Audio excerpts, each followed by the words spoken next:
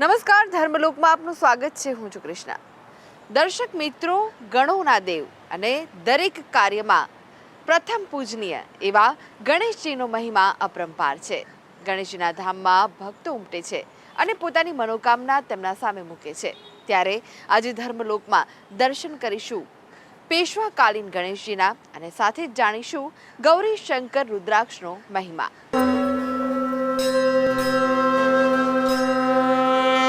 વલસાડમાં આવેલું છે ગણેશજીનું મંદિર. આ મંદિર માટે એવું કહેવાય છે કે આ મંદિર 250 વર્ષ કરતાં પણ પુરાણું છે. આ મંદિરની સ્થાપના પેશવાકાલીન સમય દરમિયાન થઈ હતી. ત્યારે આ મંદિર સાથે ભક્તોની આસ્થા જોડાયેલી છે, કારણ કે આ મંદિરમાં જે પણ ભક્ત જાય છે ગણેશજી સમક્ષ પોતાની દરેક મનોકામના ગણેશજી તેની પૂર્ણ કરે છે. ત્યારે ચાલો દર્શન કરીએ વલસાડમાં બિરાજતા ગણેશજીના.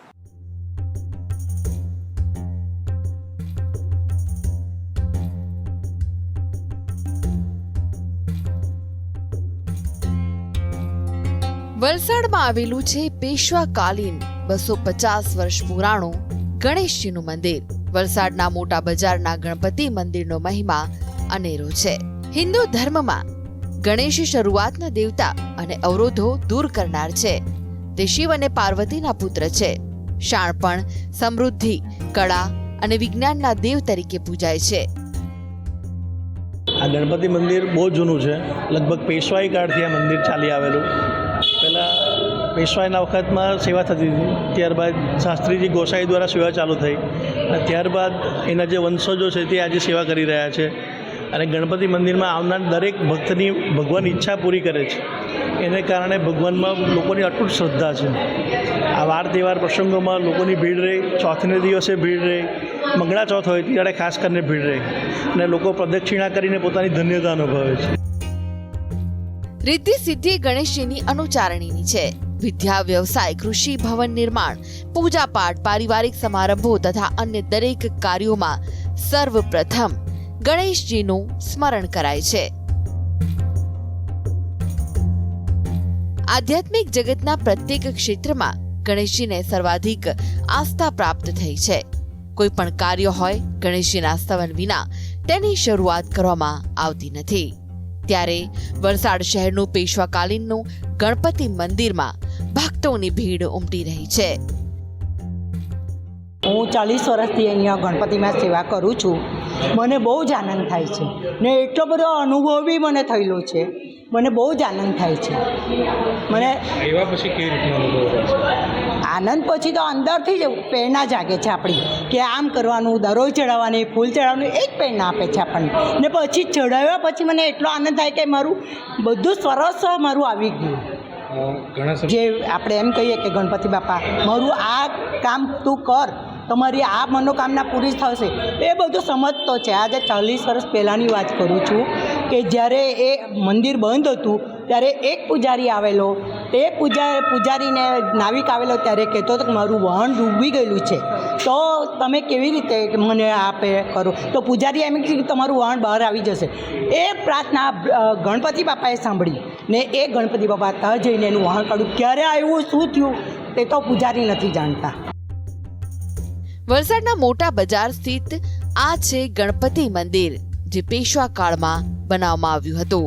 મંદિરના મહારાજનું કહેવું છે કે પેશવા સમયમાં જે રાજા હતા તે ન્યાયાધીશ હતા. તેમના દ્વારા તેમના દાદાને આ મંદિરના કાર્યભાર સોંપવામાં આવ્યો હતો અને આજે તેમની 12મી પેઢી મંદિરમાં સેવા આપી રહી છે. અને સાથે સાથે લોકોની આસ્થા સાથે પણ આ મંદિર જોડાયેલું છે.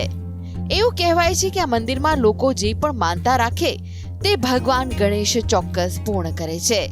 આજુબાજુના વિસ્તારોમાં રહેતા માછીમારો દ્વારા મંદિરમાં કથા કર્યા બાદ જ વહાણમાં જતા હોય છે. આ મંદિર આમ તો 350 કરતાં વધારે વર્ષ જૂનું છે. આ મંદિર મૂળમાં એક બ્રાહ્મણ પરિવારનું મંદિર હતું. તેના પરિવારમાં ફક્ત એમના મિસેસ એકલા રહી ગયા, પરિવારમાં બીજો કોઈ હતું નહીં. એટલે પછી એની ઉંમર થઈ ગઈ ત્યાં સુધી એણે એક બ્રાહ્મણ પાસે પૂજા કરાવડાવી. ને જ્યારે એનો અંતિમ સમય નજીક આવ્યો ત્યારે તે જમાનામાં એવું હતું કે જે રાજા રજવાડા હોય તેને પોતાની પ્રોપર્ટી જે હોય તેને સોંપી દે. એટલે એનું ઘડપણમાં જે કંઈ તકલીફ થાય તે રાજા એની કાળજી લઈ ને જ્યારે એનો પરિવાર પૂર્ણ થાય, જ્યારે એક્સપાયર થઈ જાય એ બેન ત્યારે રાજા એનું શ્રાદ્ધ વગેરે કરે, એટલે તે બેને તે આ મંદિર એ પેશવા રાજાને સોંપી દીધું. અને પછી પેશવા રાજાના રાજમાં રાજ કરતા અમારા આખી 12-13 પેઢી પહેલાંના જે અમારા વડીલ હતા તે ત્યાં એની અંદર રાજસભામાં હતા ને તેને એમણે આ મંદિર સોંપ્યું ને રાજા જ વહીવટ કરતા હતા. પણ જ્યારે અહીંયાથી વલસાડથી રાજ જતું રહ્યું પેશવાનું, ત્યારે જતાં જતાં આ મંદિર આ પરિવારને, અમારા પરિવારને સોંપી ગયા. સ્થાનિકો સાથે વાત કરતા તેમણે જણાવ્યું કે આ મંદિરમાં આવવાથી તેમને મનની શાંતિ મળે છે. નાનપણથી જ તેઓ આ મંદિરે દરરોજ આવે છે. કોઈ પણ કામ અટકે એટલે મંદિરમાં આવવાથી ભક્તોના કામ થઈ જાય છે. ગણેશ નામ સંસ્કૃત શબ્દો ગણ પરથી ઉતરી આવ્યો છે, જેનો અર્થ થાય છે એક જૂથ અથવા સામાન્ય લોકો. જ્યારે ભાષાંતર કરવામાં આવે ત્યારે ગણેશનો અર્થ થાય છે લોકોના ભગવાન અથવા સમૂહના ભગવાન. હિન્દુ ધર્મમાં તેમને સમર્પિત સંસ્કૃત ભાષામાંથી લગભગ 108 નામો લેવામાં આવ્યા છે. Dharmalok desk, GSTV.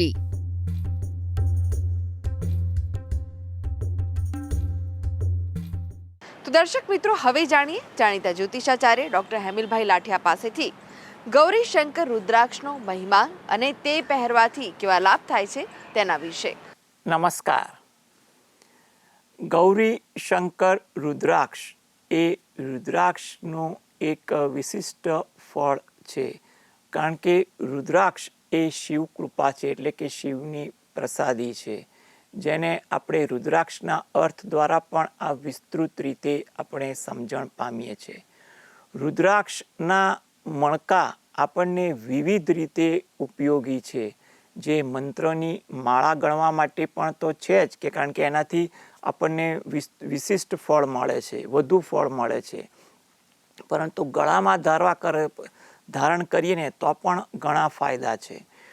તેવી જ રીતે રુદ્રાક્ષને જોવા જઈએ ને તો સામાન્ય રીતે ઘણા પ્રકારના રુદ્રાક્ષ હોય છે.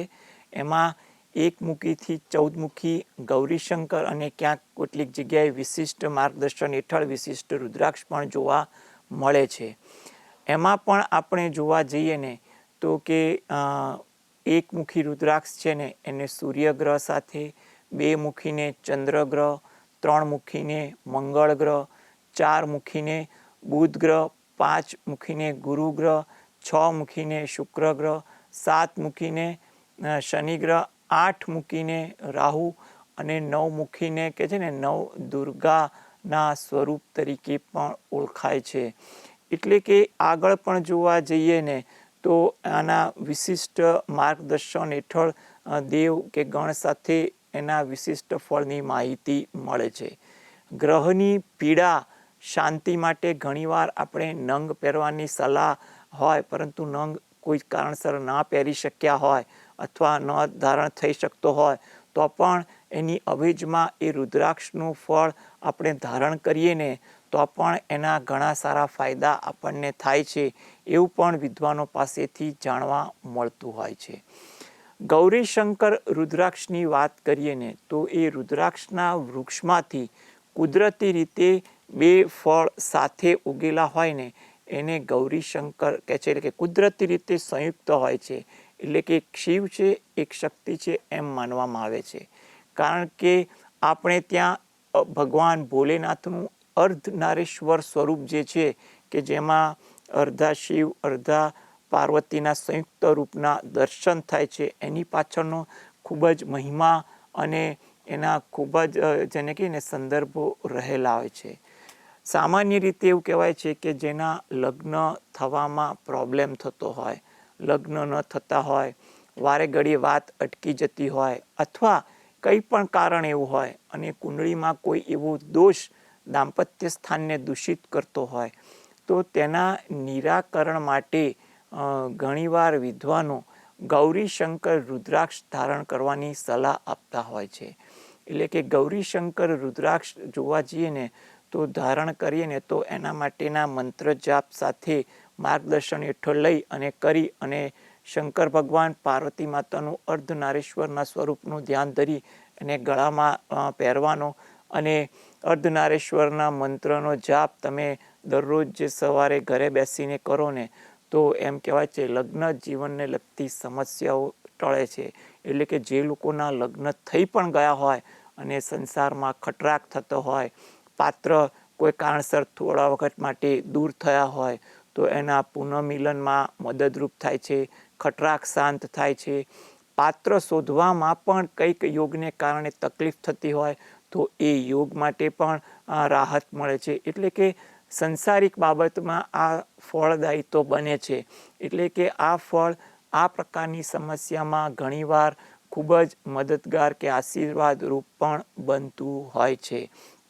આમાં થોડાક આચાર વિચાર આપણે વિદ્વાન પાસેથી જાણી લેવા ઈચ્છનીય બનતા હોય છે. જેમ કે ઘણા વિદ્વાનો ઈચ્છનીય એવું કહે છે કે તમે સ્નાનાદિથી સવારે નિવૃત્ત થઈ અને ગળામાં પહેરી અને શંકર ભગવાન પાર્વતી માતાનું સંયુક્ત સ્વરૂપ છે જે અર્ધનારીશ્વર સ્વરૂપનું, એનું ધ્યાન ધરી અને તમે એનો મંત્ર કરો અથવા શંકર ભગવાનના મંત્ર 2 મિનિટ, 5 મિનિટ, અડધો કલાક જેટલા સમય તમે એકાગ્ર રહી અને જાપ કરો ને એટલું તમારા માટે ખૂબ જ ફળદાયી બનતું જોવા મળે છે. ત્યારબાદ જો તમારી રૂટીન લાઈફ બહાર અવર જવરની વધુ હોય, આચાર વિચાર ના જળવાતો હોય તો વિદ્વાનો એમ પણ કહે છે તો પૂજા કર્યા બાદ પોતે ગળામાંથી ઉતારી અને મંદિર પાસે કે પોતાના જે શયન કક્ષમાં કોઈ યોગ્ય જગ્યા હોય તો ત્યાં આગળ મૂકી દેવો હિતાવહ છે. એટલે આચાર વિચાર જો જાળવાનું પણ ઈચ્છનીય કહે છે. બાકી ઘણા લોકો સાધારણ રીતે કાયમ ધારણ કરવા માગતા હોય છે, એવા લોકોએ પણ માર્ગદર્શન લઈ એ મુજબ એ ધારણ કરવો એ વધુ ઈચ્છનીય બનતું હોય છે. એટલે કે સંસારમાં ઘણીવાર એવું બને કે આપણે જ્યોતિષ યોગને કારણે ખટપટ, લગ્ન જીવનમાં ખટરાગ કે લગ્ન ન થવા, ગમે તે બાબતોની સમસ્યાઓ કે અન્ય યોગ જોવા મળે છે. એ ઉપરાંત પણ ઘણા એવા કારણો હોય છે. તો એવા દરેક કારણમાં આ ગૌરીશંકર રુદ્રાક્ષ ફળદાયી બનતો હોય એવું અનુભવમાં વિદ્વાનો પાસેથી વધુ જાણવા મળતો હોય છે.